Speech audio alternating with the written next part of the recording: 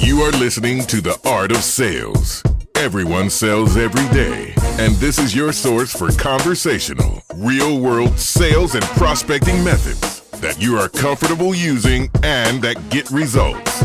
You'll help people buy instead of pushing them into being sold.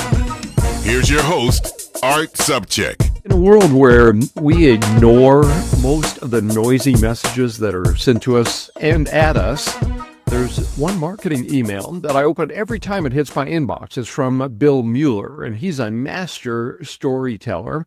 And his emails feel like they're written to me personally. And if you're not on his list, you should fix that. You can subscribe at bill@storysalesmachine.com. That's bill@storysalesmachine.com. And he also has an excellent course on writing story-based emails that actually get read. And a couple of years ago, Bill sent one that really resonated with me. And it wasn't a clever subject line or a hack or a new tactic. It was a simple idea, and he executed it pretty well. And he had published a list of words and phrases to ban, not improve, not tweak, but to ban. And it had the typical annoying corporate speak that you see all the time. Things like circle back or synergy, you know what I mean.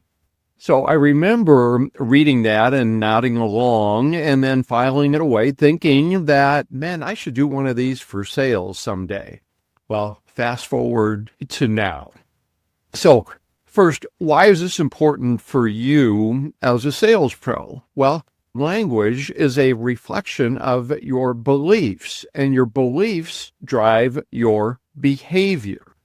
And after decades of listening to sales calls and reviewing emails and training and coaching sales reps, and more recently noticing what's being passed around online as best practices, well, I kept hearing the same thing over and over again, and even more so today. And that's weak language and apologetic phrases and status-lowering openings. And language, it not only produces bad results, but it squashes morale. It lowers self-esteem. Because here's what I've learned after over 40 years in sales. The salespeople who struggle the most aren't just really struggling with tactics. They're struggling with language that reveals amateur thinking before they ever dial the phone. In their own mind, they've already lowered their own status. They've apologized for existing, and they position themselves as an interruption. So I decided to borrow Bill's idea. Okay, well, I stole it, actually. Now, I published this first in my new Smart Calling Report newsletter. And if you're not now getting the Smart Calling Report, it comes out weekly. It is free, and it's full of this type of advice every week. And you could subscribe at smartcallingreport.com, smartcallingreport.com, and you'll see this issue there. So what follows now is what's in that issue, and it's 26 words and phrases that I'm banning from sales in 2026. And, oh, by the way, I'm not including a list of clever replacements or scripts to memorize. That is intentional on my part because professionals don't fix their results by just swapping phrases. They fix them by changing how they prepare and how they show up. So this is a list about standards, about your identity, about eliminating language that no longer belongs in a professional sales conversation. So I've organized these 26 words and phrases into categories so you can see the patterns. They are permission-seeking language, weak conviction, excuse-making, lazy email openers, and there's more. And for each phrase, I'm going to explain why it's banned, and not just that it sounds bad, but what it reveals about your thinking. So I'd like you to listen to this and maybe rewind it, go back several times, and notice what you say yourself out loud. And notice what you're typing in emails without even thinking about it. And, I'm not just going to be the don't say this guy. There's enough of those people out there. I'm going to come up with great alternatives and examples. So in our next episode, we'll talk about what replaces this language naturally when you're thinking and preparing like a real pro. All right. So for now, let's start by killing what's holding you back. So here is my list of banned words and phrases for 2026. So first we have that permission-seeking and apology-based language. Number one is sorry to bother you, or is this a good time? So why? Well, both of those phrases ask for permission before you've established any value. Sorry to bother you apologizes for calling before you've done anything worth apologizing for. Is this a good time? Ask them to qualify your call for you. Professionals don't beg for permission. They create relevance that earns attention. Number two is, I know you're busy, or I'll be brief. So why? Well, thanks, Captain Obvious. Who isn't busy, right? These both acknowledge that you're an interruption, while also you're interrupting at the same time. I know you're busy translates to, I know you don't want this call, but I'm doing it anyway. I'll be brief signals the call's going to be painful and that they're going to know it. Plus, just by saying it, you're not being brief, right? You're already taking their time. Professionals respect time by being prepared and by being relevant, not by promising to hurry up. All right, next category is the just language and diminishing your purpose. So number three is just checking in, just touching base, just following up. I'm just calling to. So why is this bad? Well, just makes everything smaller, right? It signals that you have no real reason for contacting them and you're hoping that they'll do your job for you. Professionals don't just do anything. They have legitimate reasons and they own them. So eliminate just, and your purpose becomes clearer immediately. Next, we have the category of low status sales language. Number four, one of my favorites, which has become popular more recently. This is a cold call. So what's wrong with that?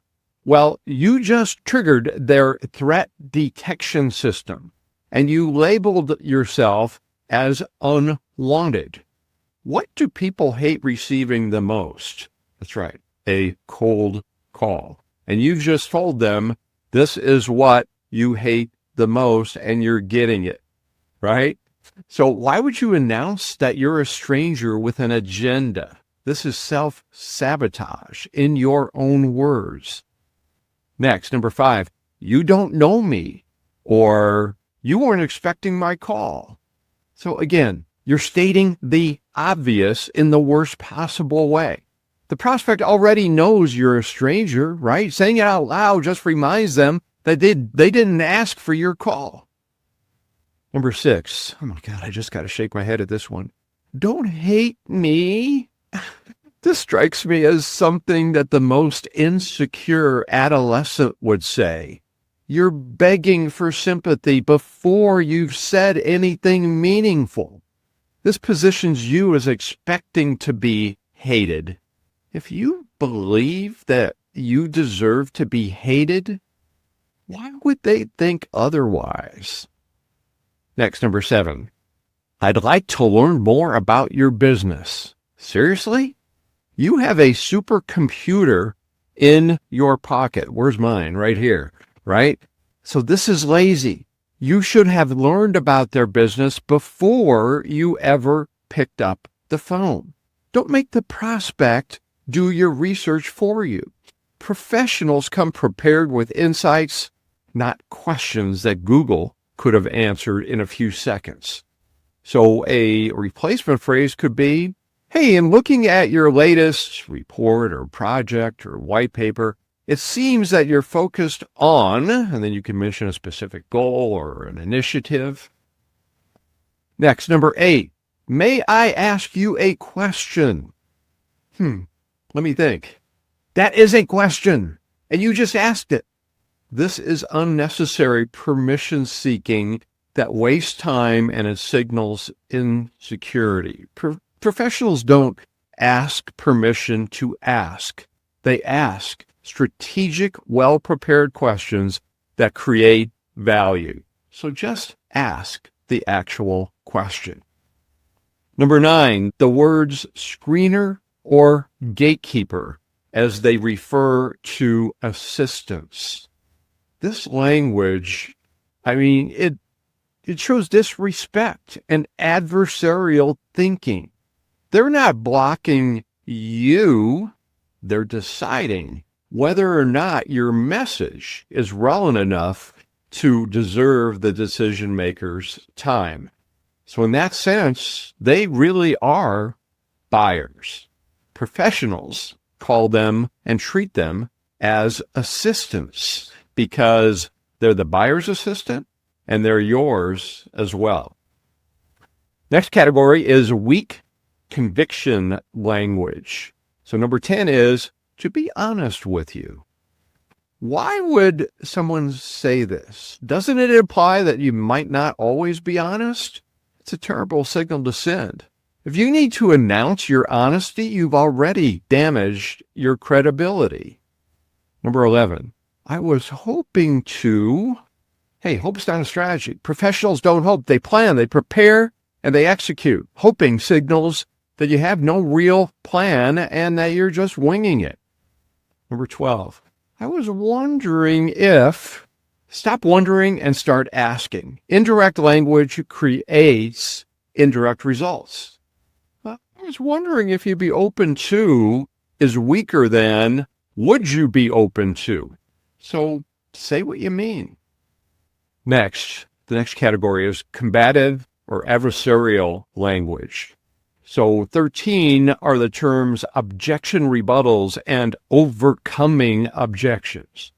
Both of these frame sales as war, as combat. Rebuttal assumes that you're arguing with the prospect. It actually is telling them they are wrong.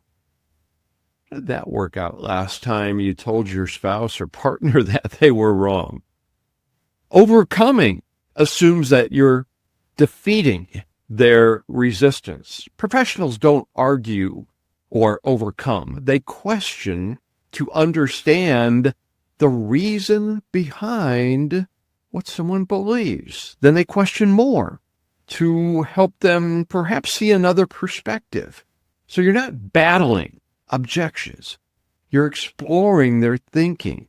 Big difference there, right?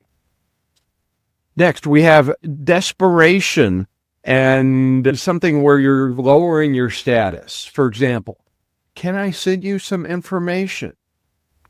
Translation, can I send you stuff you won't read so I can feel like I did something? This is permission seeking disguised as helplessness. If your information is relevant, send it with context. Don't ask permission to clutter their inbox. Number 15. Oh my gosh, one of my favorites. I'm calling to get some time on your calendar. Never ask for time in your opening. Time is somebody's most valuable resource, their most guarded asset, right? And if you haven't established any relevance yet, why in the world would they give you more time? So lead with possible value first. By the way, For more information on that, see issue number 1 of the Smart Calling Report in the archives there, smartcallingreport.com, for the framework on exactly how to do this. So you earn the right to ask for time. Then the meeting request comes after you've created interest, not before. Next, we have fear-based thinking. And here, for number 16, I have just the word rejection. Probably the thing that salespeople fear the most. But here's the thing. Rejection does not exist. It's a story that you tell yourself about something that happened. So the facts are maybe, okay, they said no. That happens. They didn't respond. That happens, and that's probably your fault, by the way. They went with somebody else. So your interpretation of all of this, if it's I was rejected, that's what creates the emotional damage. Ultimate sales professionals control the story they tell themselves. So you got a decision, and then you should have learned something. So you got to win. But you were never rejected unless you tell yourself that you were. Number 17, I don't want to be pushy. You're pre-apologizing for doing your job. Selling professionally is not being pushy. Bad selling, where you're trying to talk about something that they don't want, that's being pushy. Now, if you have genuine value and if you've earned the right to ask, there's nothing pushy about it. So this phrase reveals the fear of being perceived negatively, which guarantees that you're going to act timidly. The next category falls under excuse-making or limiting beliefs. So have you ever said this before? Oh, no one answers the phone anymore. So the translation here is, I'm not good enough to get people to answer the phone. This is victim language. People do answer the phones for calls that sound relevant, prepared, and valuable, for reps who have targeted the right people, and they use perhaps a multimodal approach if necessary. If no one's answering your calls, the problem isn't phones, it's your approach. Professionals earn answers. Next one, number 19. No one reads books anymore. I cringe every time I hear this. This is categorically false and reveals intellectual laziness. Books are written by people who've actually accomplished something and invested years distilling their knowledge. The smartest, most successful people read constantly. What they don't do is take all their advice from social media influencers who maybe have 16 months of experience in one industry.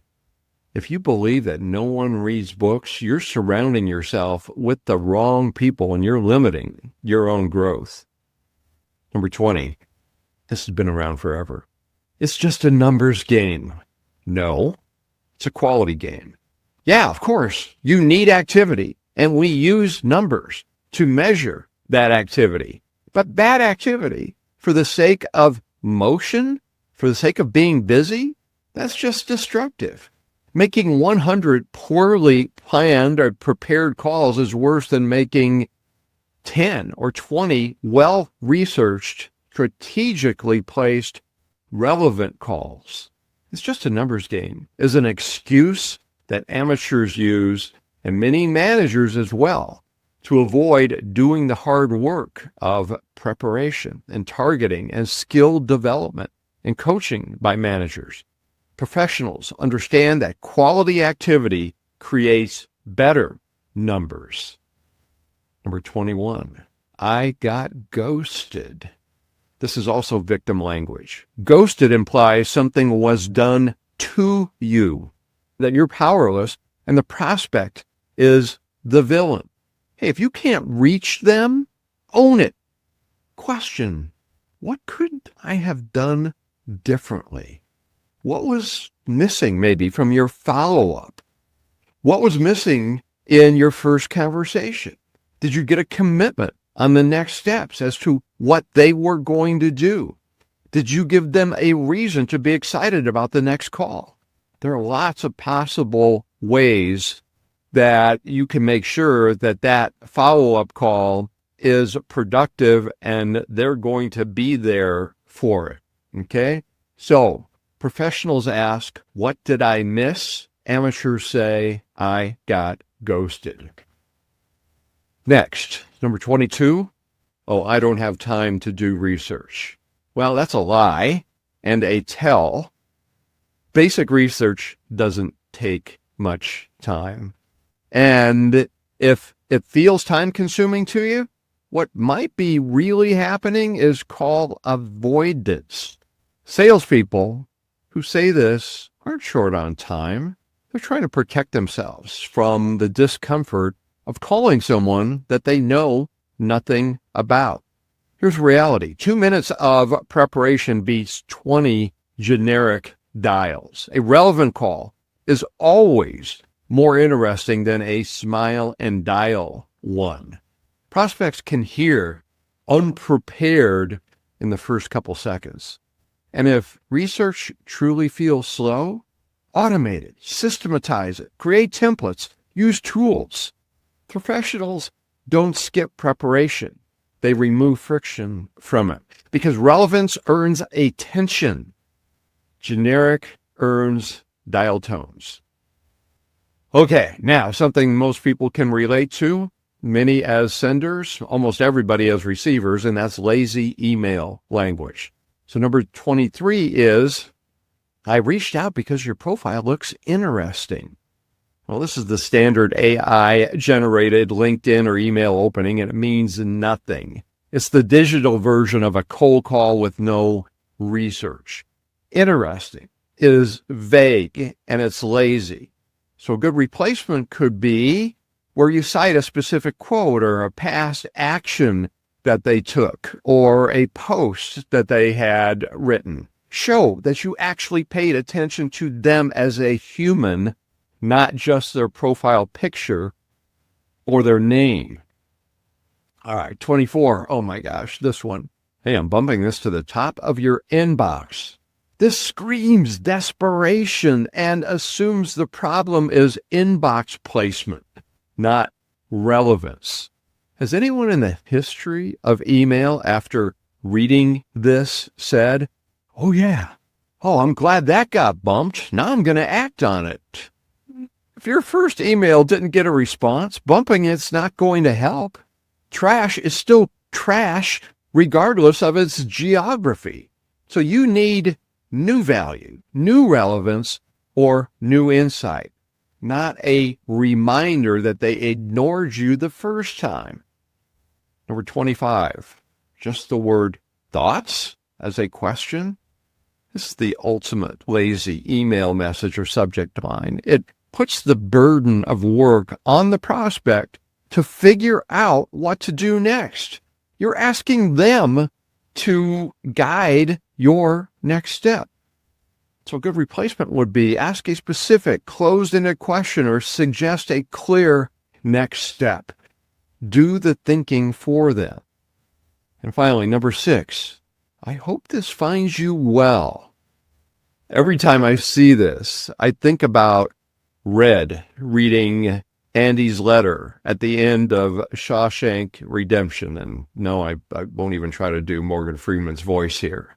But he closed it with, I will be hoping that this email finds you and finds you well. And actually, that was Andy's voice, I think, when they played it in the movie. And that was probably the only time anyone ever thought it was a good idea or it was a good line. This is the most insincere and overused opening in the history of email. It's filler that screams, I'm sending a mass template. Nobody believes you actually care how this email finds them. So a replacement would be jumping straight into the reason for the email or making a specific observation about their business.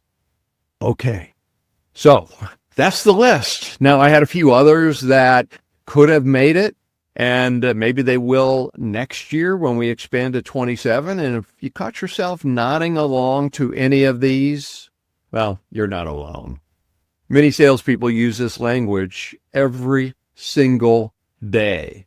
They learned it from managers, I'm guessing. From training programs, from marketing, from watching other reps, from LinkedIn experts who learned from other influencers. But now you know. And once you know, you can't unhear them, right? You'll catch yourself mid-sentence. You'll hear teammates saying it, and maybe you'll read it in emails from vendors and think, oh no, they're doing it too. You'll see people on LinkedIn trying to get their likes and shares, posting some of these things, and watch as scared, timid followers who are avoiding placing calls themselves, by the way, they chime in with their approval. And so your awareness is the first step. So the real question then is, what are you going to do about it? So here's an idea. Start with just one. No, I just use just, right? But it is appropriate here. So pick the category that hits closest to home. Maybe it's permission-seeking language. Maybe it's the just language, the weak kind. Maybe it's excuse-making. Eliminate those phrases from your vocabulary this week. That's it. One category, 1 week, then move to the next. You don't change identity overnight, but you can change one habit this week, right? All right, so now I'm not leaving you hanging. So in the next episode, we're going to have, when you stop saying these 26 things, what do you think instead? But I'm not going to give you just 26 replacement phrases to memorize. That's just trading one script for another. Instead, I'm going to give you a framework, the way that professionals think, the way they prepare and then speak, so they never need these amateur phrases again. So it's about principles and not scripts. All right, so hey, if this resonated with you, chances are someone on your team or in your network needs to hear it as well. If you would, repost this on LinkedIn or your other socials.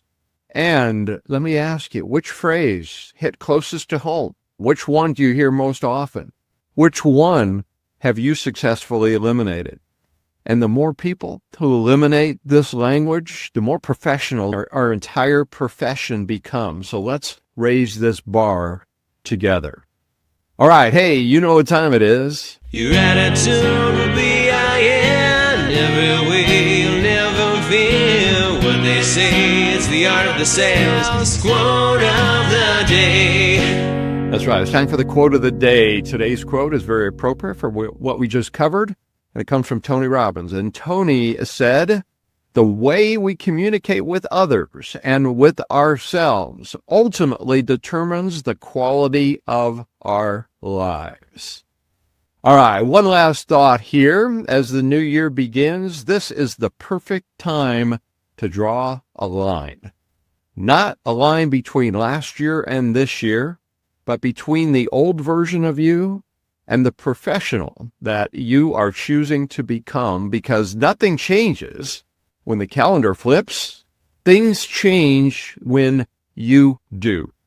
The language that you tolerate is the identity that you reinforce. The standards that you set are the results that you earn. And that's what being an ultimate sales professional is all about. And that's why I built the Smart Calling Prospecting and Sales Coaching and Training app for business-to-business professionals. This is daily coaching and training and practice and interaction and review and accountability. And it's like having me with you 24/7. And this is not just more content to consume or just something to listen to, but it's a way to practice and reinforce and Install the habits and language and thinking of a true professional every day, one day at a time. So if you're serious about finally trying to make this the year that you stop just trying to sound confident and start being confident, and if you want to eliminate these phrases and get rid of them, not just from your vocabulary, but from your thinking, then the coaching app is for you. And the reason I created this is that I was frustrated over the years because there was really nothing available that helped salespeople become the fearless, rejection-proof, disciplined, confident sales professional they needed to be as their identity in order to get the results that they wanted. Sure, they can memorize techniques, but it requires changing your identity, and it requires that practice and accountability every single day. So that's why I built this coaching app, which is, app is really a term that does it a disservice because it is nothing like anything that's on your phone. So when you're ready, I would suggest you check out the app. You can get it at studio.com/art. All right. So finally, change doesn't happen because you read or you listen to something powerful. It happens when you change, and that decision can start now. So thank you so much for investing your valuable sales time with me today. Until next time, go out and make it your best sales day ever. I'm Art Sobczak.